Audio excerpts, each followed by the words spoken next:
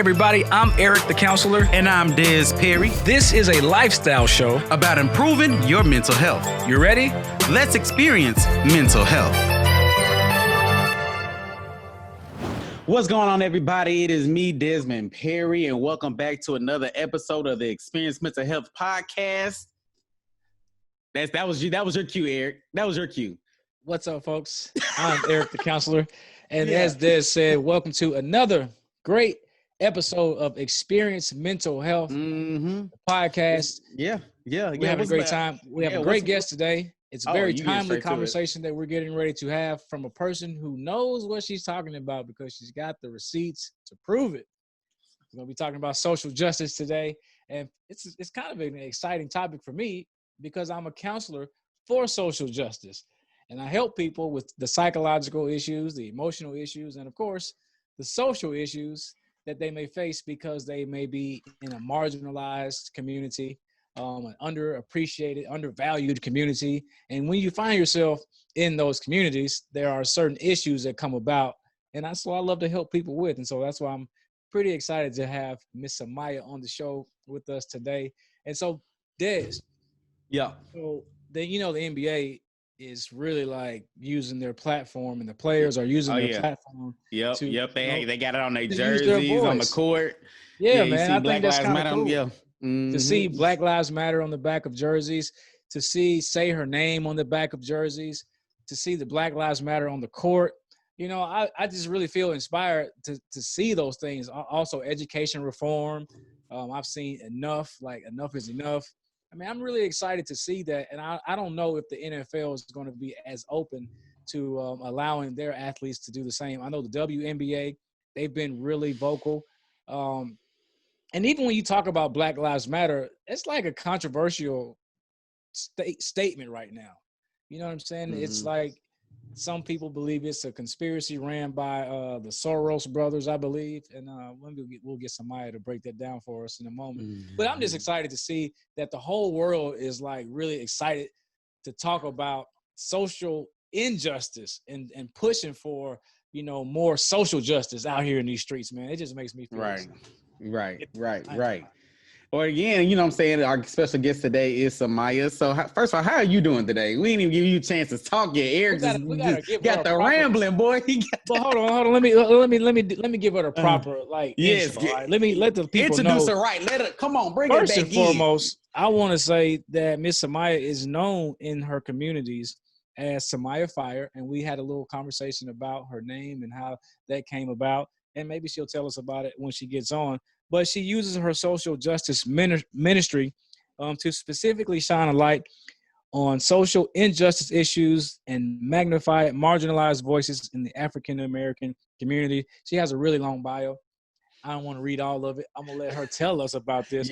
I want to talk about some of the awards that she has won over time. In 2018, she won the Living Legacy Award, which is, I believe, is from the National Women of Color Network. Is that correct?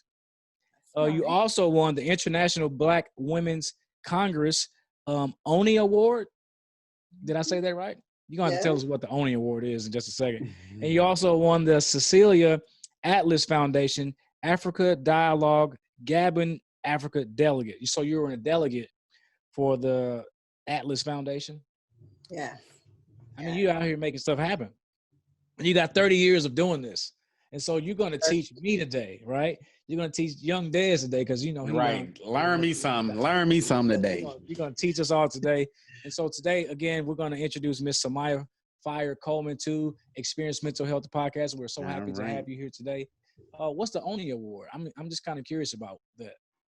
So the ONI Award is from the National Congress, is an award that is given to leaders, Black women who are about, Blackness, who are about making sure that Black people are cared for, that we are, that we receive justice. Yeah. And so I received that award a couple of years ago.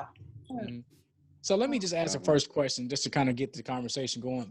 What do you think about Black Lives Matter? Oh, man. I think Black Lives Matter is very important for us to follow and be a part of in any way we possibly can. Yeah. And I think we should be real clear in our politics about that in terms of how we show up and how we speak out. Yeah. And so over 30 years, you've seen a lot. And so now we are at this place where we have this Black Lives Matter movement, and you can see how it's been weaponized to some degree. I'll just use that term by the right or conservatives. I don't even like to say the right, the left, all that stuff, but I'm just saying those terms today to kind of highlight what I'm talking about. When you see those on the right say that Black Lives Matter is like a negative thing, it's a conspiracy. What do you think about that when you hear that? Well, you know, anytime we are talking about Black lives, it always tends to shift toward what is negative, right? Yeah. And Black Lives Matter didn't just start. I remember Black Lives Matter when we were doing protests around Trayvon Martin when he was killed. Right. Jordan Davis, you know, so it's been around for a while. When we were, when I was leading the Free Marissa Now campaign down in Florida, the Black woman who fired the warning shot, nobody was Didn't she harmed. get, like, she fired the warning shot and got prison time, 20 jail time, years. like 10 years or Yeah. something? Served Yeah. over 1,000 days in Wow. prison. So, you know, Black Lives Matter has been around for a while.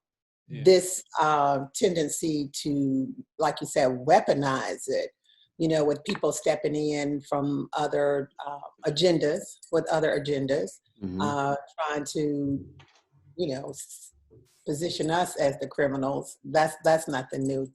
So, yeah. It reminds me of the Black Panther Party. It's just like exactly what happened, if you ask me. You know, we had the Black Panther Party, and then it was just weaponized. It was turned into this negative thing. Luckily, they haven't killed the leaders. I mean, if Black Lives Matter, hopefully they won't. But, you know, you're right. That's just what happens anytime there's something black. It's always turned into a negative thing. And actually, it's quite positive. So I also I also was just checking out the bio as well, and I saw on here that that you seek justice and promoting healing for violence on women, children, and families, and things like that. So you want to talk a little bit about the work you do as far as like providing justice for women and children. Yeah, that's been a long journey. 30 years of doing that work. I started doing the work here in Nashville, Tennessee, and I was doing the work with African American communities. I was a host at Fisk University, radio doing education, 88.1 FM. Yes. That's like the jazz station now. They play smooth jazz now. Along during that season when we had advocates on the air talking about really Black Lives Matter, you know, that was in the mid 90s, and talking about housing rights and talking about domestic violence and sexual assault, talking about Black men and, you know, police brutality. We were talking about those things during that time. But yeah, so for years I've worked with advocacy for healthy families, dealing with violence. Worked in that area on legislative policy, ran a shelter so that Black women and their children would have a safe place to be. That work kind of transitioned into doing anti-racism, anti-oppression work, where I've for a long time held leadership academies, been a part of going into organizations and talking about racism, talking about oppression, ensuring that Black women and other women of color were able to center their voices and center their leadership in doing this work in a very culturally responsive way for our community. So that's it, kind of sort of in a nutshell. Right. Yeah. So and I want to. You've been doing this for a long time. Like I gotta jump in. Right, here. you gotta jump in. You've been doing this for a long time, and I'm wondering how in this current state of the pandemic, I've heard uh, pundits and just people talking about COVID-19, and I've heard them say how COVID-19 is racist. COVID-19, you know what I'm saying? Like it's not like literally racist, but how it affects people of color uh, differently than it affects our white counterparts. And I'm just wondering, like, how your social justice work comes into play during a time like this when we are all experiencing this global pandemic? Well, for one, when COVID hit, violence statistics for people experiencing domestic violence, it increased. Right. And so that meant because, we had to shelter in, others were sheltered out, right? So it meant that people living in communal type environments like that couldn't come in because there had to be certain sanitizing and those kind of things, right? Yeah. And so you can't necessarily ensure that in a situation like that, right? So victims didn't have places to go at that time, and that's still a situation now where they don't have many places to go. So we've advocated and we've set up alternative ways in which families can be safe, putting them in hotels or ensuring that they have the PPE, mask and sanitizing equipment and things like that. When you say we, who are you referring to? I'm gonna let you go. Advocates across this country. Yeah, but I just wanted to mention that how awesome that is that you all are doing that, because the fact that we all are quarantined and forced to stay home for the time being, you can't help but think about the people who don't have the best situation at home. It's like they live to get out of their home and get away from whoever or whatever is happening at their house. And now, we're all forced to be here. What I'm saying? They could have, a drunk father, beating the whole family, or, there's different situations. And the fact that you are helping and assisting children and women, and I mean, probably even men as well, with their own situations at home. I think that's awesome. Sumayya, you said something about working to advocate for legislation. What types have you been successful at getting any laws passed, or you currently have any legislation that you're currently working on? No, I don't do legislative policy work right now. I do anti-racism work in terms of going into organizations and helping them to learn how to address the policies in their organizations, where it's a welcoming, inviting environment for all staff, specifically for women of color and Black women. A lot of times I don't know if you've experienced that or not, you've been in an organization where you've been the token, the only person of color there, the only Black man there, right? And that makes you feel some kind of way, and how you get treated when you're in that situation. You get passed up for leadership opportunities or certain management positions or executive roles and things like that. So I basically work with organizations to make sure that there's leadership equity, that we have expanded opportunities for certain roles and positions. Yeah, I've been the token Black guy, but my experience is, I think, a little bit different than what may be more typical. I was asked intentionally to come and join teams in a leadership position because they wanted to try to show and they were having an effort to get more people of color involved in this organization. And so they asked me to come on board.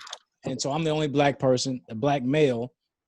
Did they tell you that though? Did they tell you this is the so they said you're coming along because we need more Black people? And I was, at first I was cool with it. I'm like, okay. I was like, listen, what you're trying to do is pretty difficult, but I'll give it a shot. And I've done it more than once, and I wouldn't do that again. Because I haven't had good experiences with it, because I think people are well-intentioned when they try to do that, but there's a certain way that you have to do it. You have to let in my case, you have to let my voice not only be heard, but it has to be, you have to do, you have to include what I'm saying. It's not just to show me on the stage or to have me on the picture. Just talking like you just talking. You have to let me have influence in the decisions. Mm-hmm. And when once I realized that my voice wasn't really influencing the decisions, it started to turn into something different for me. And I've done it twice. And that's why I'm saying I wouldn't do it again. I was brought in, specifically to try to help attract more people of color to a specific organizations. Yeah. And it worked. I would bring people in, but when the people would get there, they didn't even feel included. They knew it was just like for show, right? The environment is set up for Black people to thrive when they're isolated like that. That's a cosmetic move. You put a person in just to have a face, a Black face, or a Latino face, or Asian face. But when it comes to having a seat at the table where decisions are made, where is that face and how is that voice heard? So how we come as leaders, we come as knowledgeable, we come as informed, we come with the experience of living in these Black bodies, right? So it's like, if you're not gonna allow me to be the whole person that I am, and you're just having a face here and you're not willing to take the actions, the steps, create strategies for that experience to be different for people working in that organization or in that business, and how to make sure that what you're doing is actually going to make change in that particular community. Yeah. So as an advocate for social justice, I'm taking up all the time, Dad. I know it. I ain't stopping you. As an advocate, Sumayya, for social justice, what are you seeing today? Like, what are the pressing or the most pressing issues that you would, in your opinion, you would say are like right here at the forefront? I have so many, but one that I want to talk about today, especially while I'm sitting here with you two beautiful Black men, it's like, the whole thing that starts with the George Floyd murder, and how we witnessed that was definitely hard on our mental well-being. I looked at that thing several times, and each time I watched it, I had to take a breath, had to step back from my daily activities. It was really difficult. And so I think that right now, while we're seeing, the peaceful protests turn into riots, I don't want the focus on the riots to take the place of the emphasis and focus that we need to put on Black lives, Black men's lives, Black women's lives, Black children's lives. And so for me, I think about how important it is for us as Black people to do safety planning right now, in terms of how this campaign is going, and the things that our person in the White House is putting out certain messages that we need to plan safety for our families. We're sheltered in, but still, when we go out, who knows where you're going? How safe are you? What if you don't hear from somebody? Those kind of things. I don't know if my level 62 means that's the things that are on my mind, but safety as a Black woman for myself is always an issue. I spend a lot of time thinking about how we should be talking to one another about our fears, about our concerns, about our well-being, what we eat, that we're healthy, that we watch out for one another, that we show care for one another, but also too budgeting that energy. You got to budget your energy around how much time you spend on others rather than spending time on yourself.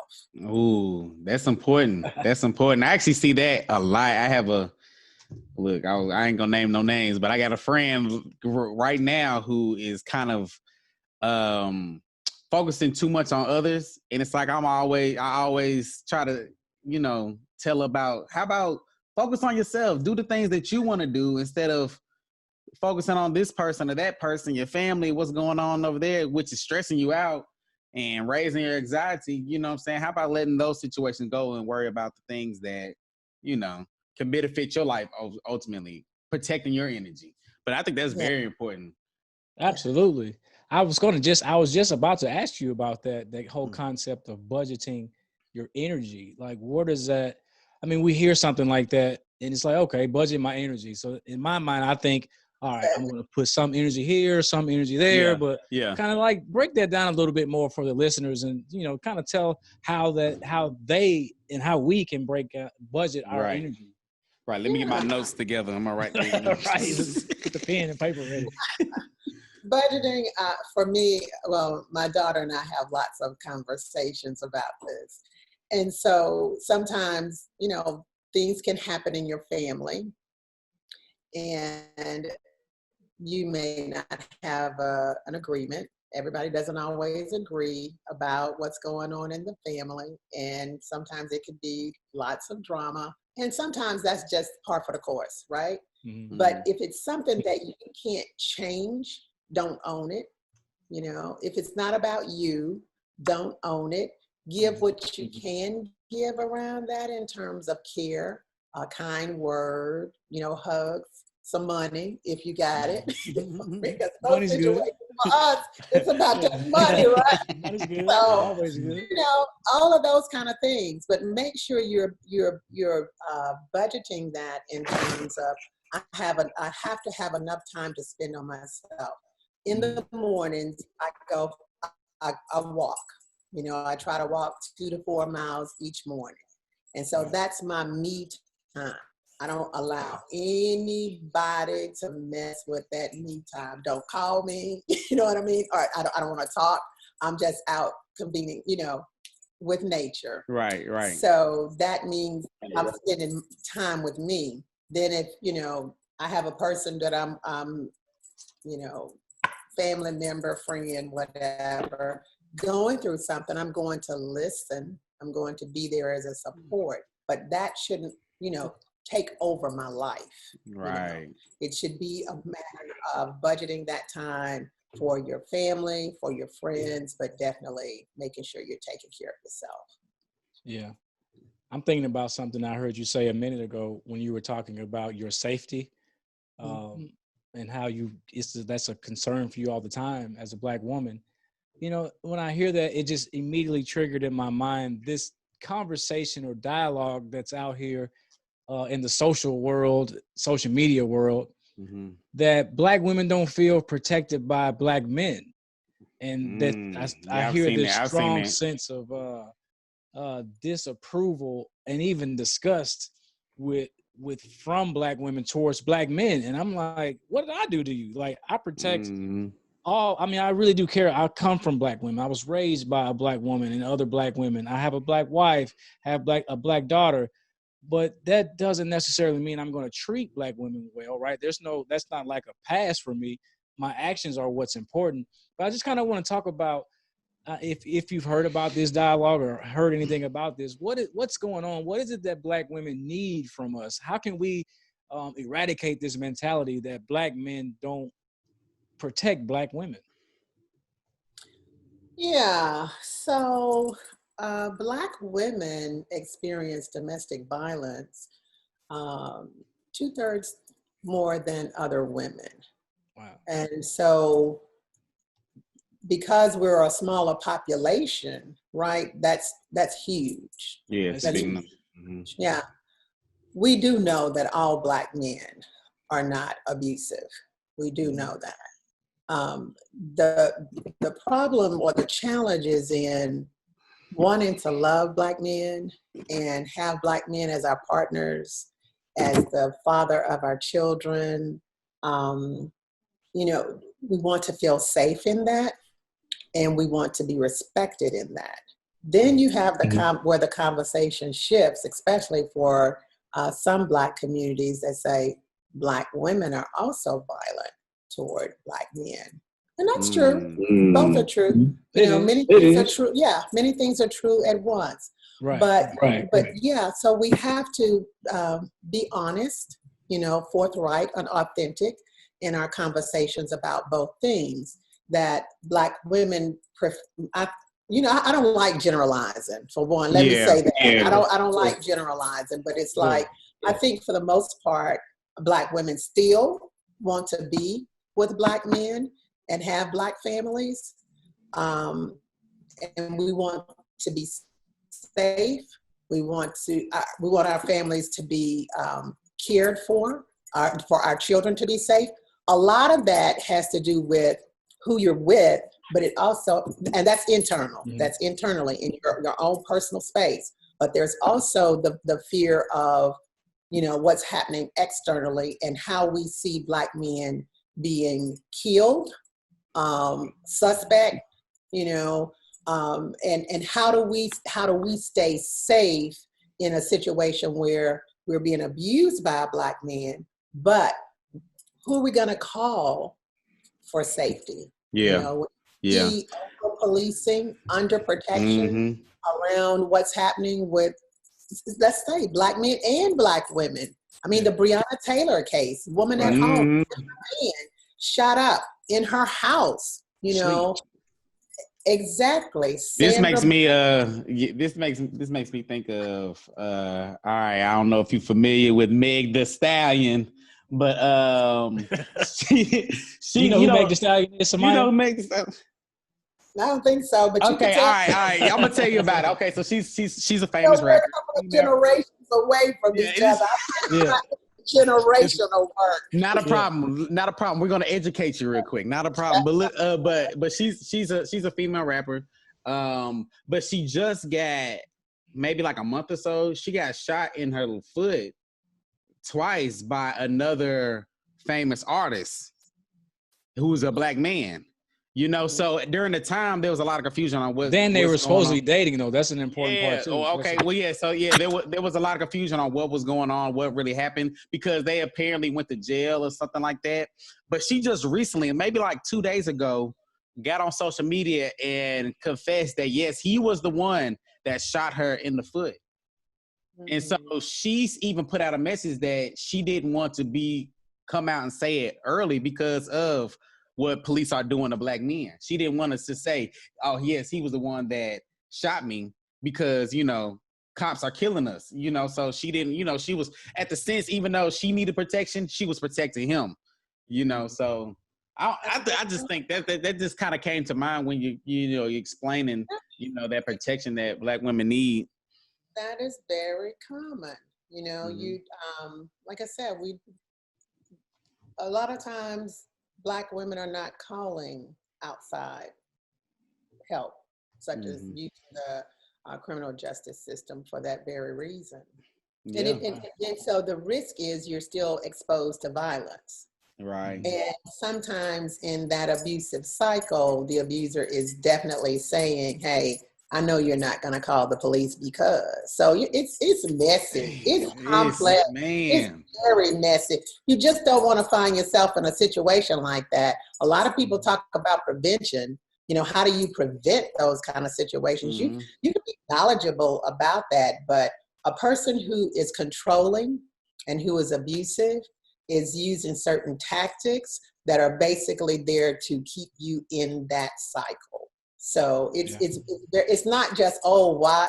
Well, she should leave, you know. And it's not always that easy. You know, people think that it's as easy as just walking out the doors. Exactly. And let me say this too, because I know you're going to put this on Facebook. So I'm going on Facebook. You're right. Of course. You know, I have brothers who are not abusive, right? And my father was definitely, you know, a person who used abuse in our family. Okay, so that's, you know, that's that.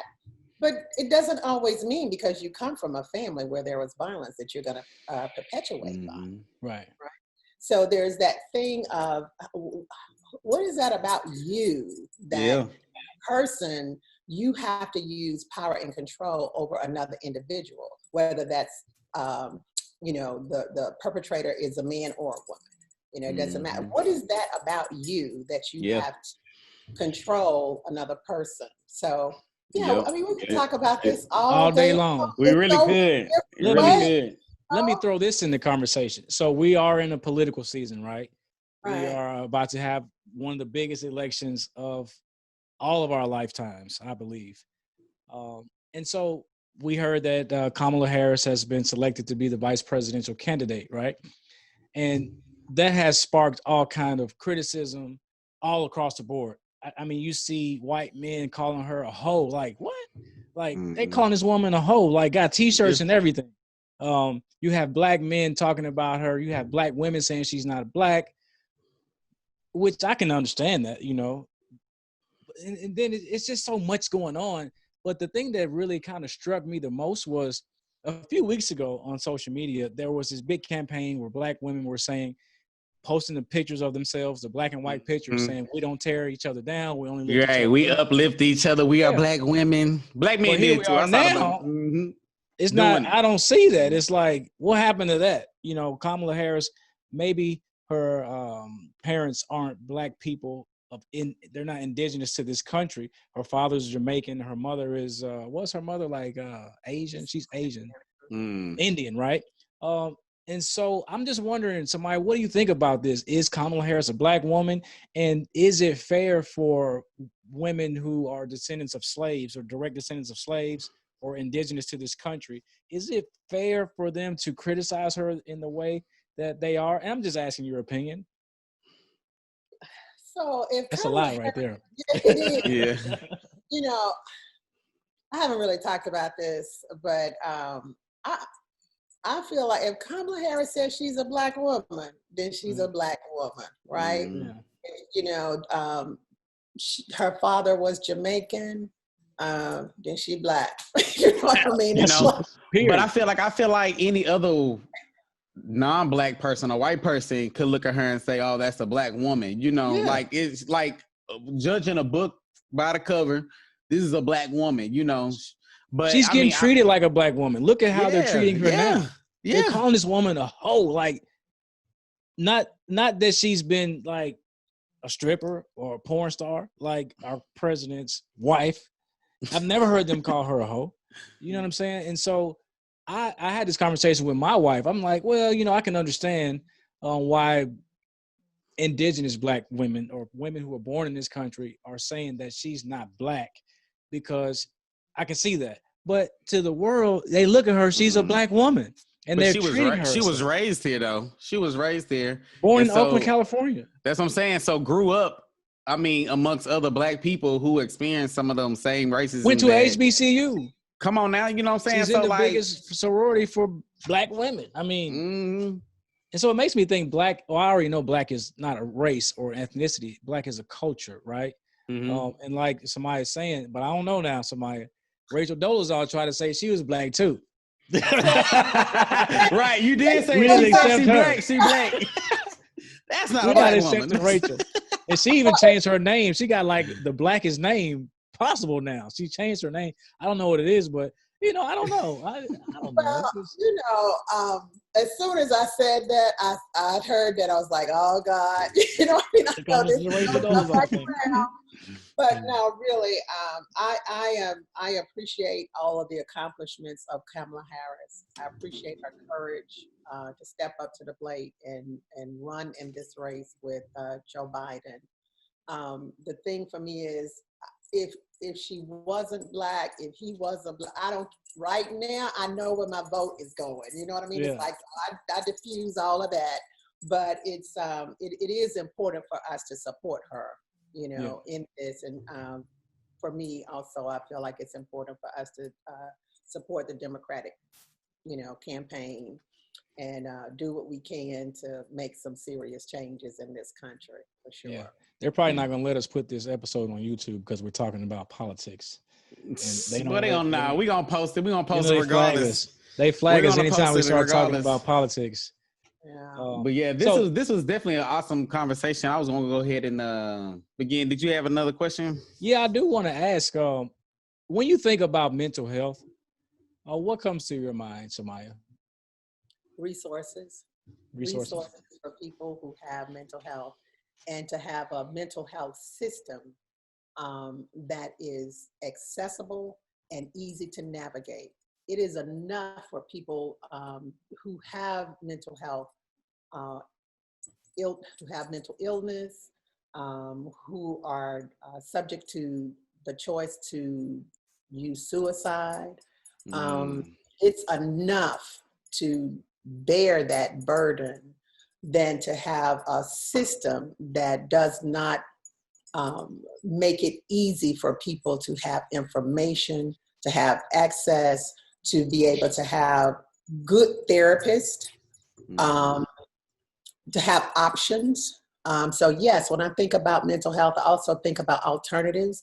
You know, talk, cognitive therapy, all of that is not for everybody. For me, walking in the mornings is about my mental health. Yeah. You know, relaxing, resting, eating right, you know, eating good food, healthy food. And not all of us have access to any of that. You know what I mean? So it's important for us to make sure that we're kind to people who have mental health issues. So those are the, you know, not to all the stigmas that are out here. People can't even talk about. But I think even, you know, just being kind to people, period, because you never know who has, you know, mental issues and things like that. So, you know, I just think that don't always, you know, be so quick to judge somebody or break them down or tear them down because they're doing something different. Mental health issues right now, I mean, you lying. Right. Everybody got some type of issue going on. Right now with COVID and all of this rioting and everything and the things that are going on in and around politics. Right now, we're having a collective trauma event. You know what I mean? We're all traumatized right now. When Michelle Obama, came out and said, "Oh, I'm having low grade depression," that gave us language, and it opened up for us to be able to talk more openly about this. Black people need to talk about mental health. Yeah, I was just telling Des this morning. 400 years about, you know what I mean? So I was just telling Des earlier today that one of the things that makes our show a great show is our authenticity, him and I as the host. And in that line of thinking, I was like, man, I want people to know that I've been struggling with a higher level of stress. Been to my doctor several times earlier in the summer, prescribed me antidepressant medicines because I was trying my normal things and it wasn't working for me. I'm better now, but I think it's important for me to share that because people think because I'm a therapist that I'm exempt from any of this. You good? He all right. He know what to do. And so me sharing that vulnerability is my hope that it will encourage other people who might be struggling to reach out to somebody because nobody's exempt. Not even Michelle Obama. Exactly. Who can get the best care? Right. Exactly. You know, exactly. I mean, really, I think about it in terms of her and any first lady, any president, who is their therapist? You know, I can't find a good therapist. I'm looking for one. I don't know if they just don't like me or what. Yeah. You'll find one. Yeah. Just keep, you can find a good one. Ask maybe your friends who have a therapist. Ask them who they're seeing, or it's not. We're out here. I'll put it that way. We do exist, but it's about finding the right fit. The right fit for you. Yeah. Yeah. But this was awesome. Once again, Sumayya, thank you so much for joining us. So do you have any last words for our audience, for the people tuning in, listening? Yeah, this was fun. This was really fun. It took me out of that, real harsh interview kind of place. And I had fun with you all, you know what I mean? And I'm usually the one doing the interviewing. So to be the interviewee is different. But really, no, my message is real simple. Take care of yourself first. Make sure you are number one on your agenda every day, and be kind and be loving, and hopefully we'll get through this in the next 5 to 10 years. You know what I mean? Really, because this is not a short event. This is a long for sure not. Event, right? So just take care of yourself. Yeah. Make sure that you are number one, and make sure that we are number one when it comes to mental health podcast. We want to thank you guys for joining us today. We hope you will go to our YouTube channel and subscribe. Share this with your tribe. This show is all about putting what you hear into action in your real life. We're not just here talking and having a good time talking. We actually want you to do these things and improve your mental health. That's why we bring guests to the show who are going to share with you real, authentic conversation, real stories of how they've dealt with the things that they're dealing with. And we just do it, and we have a lot of fun doing it. So be sure to go to our YouTube channel, Experience Mental Health, subscribe to it, and share it with all your folks. Des, go ahead and send us out today. But you know, I got to come back. Well, I was going to say no, because that's really pretty much it. Unless you want me to tell them to make it a great day, folks. You want me to go ahead and go ahead and hit them for it. Yeah, let me pass the baton to you today. Pass it to me. Appreciate it. Well, once again, thank you so much for tuning in to Experience Mental Health. Make it a great day, folks. Thank you. Thank you, Sumayya, for being with us today. You're welcome. Yo, I hope you enjoyed today's episode. Please like, comment, and share this with all of your friends. And also be sure to subscribe and then go check out some of our past episodes. Make it a great day.